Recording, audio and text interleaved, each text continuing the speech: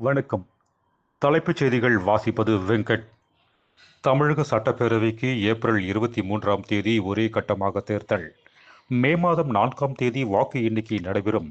தலைமை தேர்தல் ஆணையர் ஞானேஷ்குமார் அறிவிப்பு. ரூபாய் 5 லட்சம் வரை ரொக்கப்பணம் கொண்டு செல்ல அனுமதிக்க வேண்டும். தலைமை தேர்தல் அதிகாரியிடம் விக்ரமராஜா மனு. நெல்லையில் நடந்த கொடூர சம்பவம். நடத்தையில் சந்தேகம் அடைந்த மனைவியை பேருந்து நிலையத்தில் வெட்டி கொலை செய்த கணவர் கைது.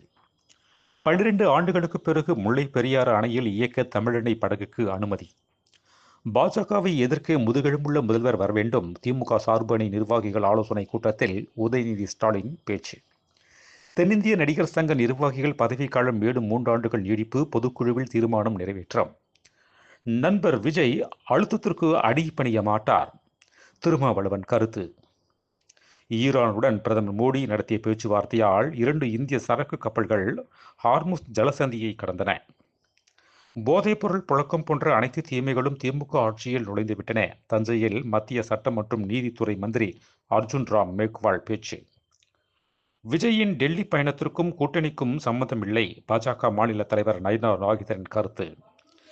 ஏப்ரல் 1 முதல் 66 சுங்கச்சாவடிகளில் 5 முதல் 7% வரை கட்டணம். வருடாந்திர பாஸ்டேக் சுங்கச்சாவடி கட்டணம் உயர்வு.